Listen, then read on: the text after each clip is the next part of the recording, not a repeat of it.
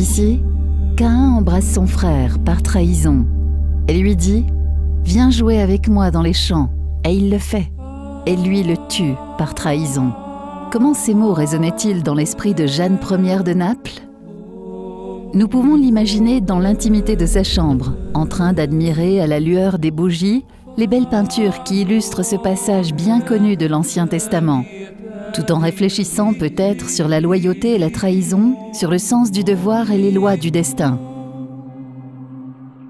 Lequel destin avait fait d'elle une reine à l'âge de 16 ans et l'avait amenée à lutter contre son propre mari pour conserver le pouvoir. C'est durant son règne, vers le milieu du XIVe siècle, qu'on acheva de peindre cette Bible moralisée, commandée par son grand-père, Robert le Sage. Remarquez la structure narrative sur 2 niveaux de ce type d'œuvre, qui suppose une version historiée des Saintes Écritures. Voyez comment les scènes et les paraphrases bibliques se succèdent dans un registre supérieur, qui se retrouve glosé dans les miniatures et les textes disposés au niveau inférieur. Les miniatures se succèdent harmonieusement. Le bleu pâle, le rose tendre et le rouge carmin ressortent sur les fonds d'or des 144 miniatures qui racontent les 6 premiers livres de l'Ancien Testament et une partie du livre des Juges.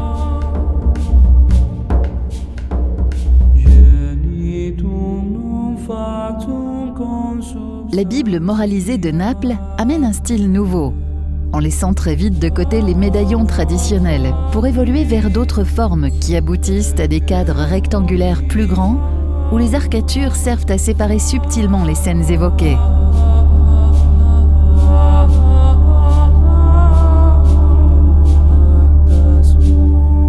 La prééminence progressive des images se fait plus évidente dans les scènes du Nouveau Testament, qui vont jusqu'à occuper la totalité de la page et trahissent la main d'un autre artiste beaucoup plus raffiné et d'inspiration giotesque.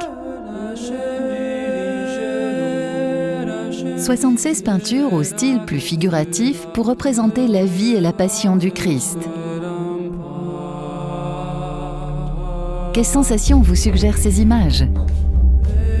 Les premiers plans font penser aux peintures d'autel et même aux fresques propres à la peinture monumentale napolitaine du milieu du XIVe siècle.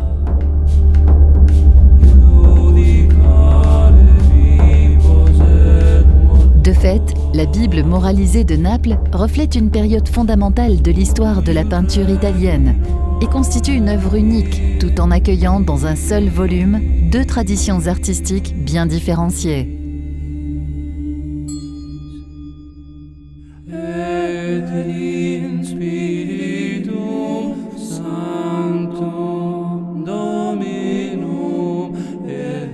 La trace de ces erreurs est également visible pour le lecteur, signalée par des points ou corrigée après grattage de l'encre d'origine.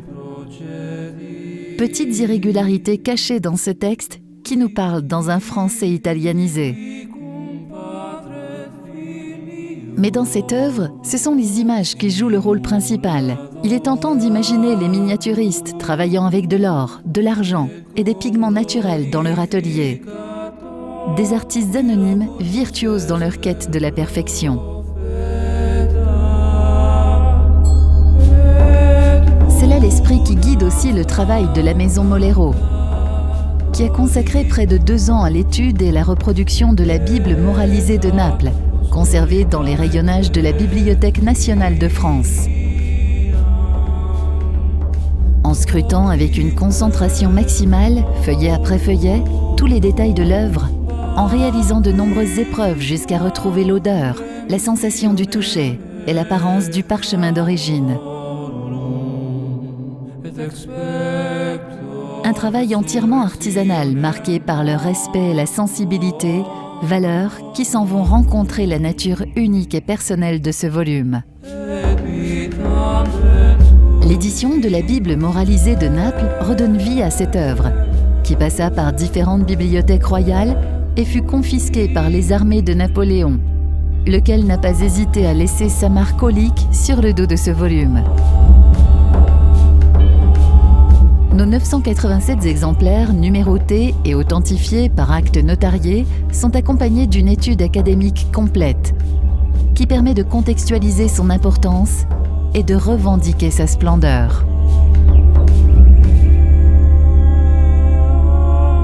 Nous pouvons être sûrs que la beauté et la profondeur de cette Bible moralisée fournit à Gênes Ier des moments de réflexion et de transcendance. Une expérience que Molero Editor vous propose de revivre par vous-même, 7 siècles plus tard, avec ce codex qui invite à l'élévation de la pensée.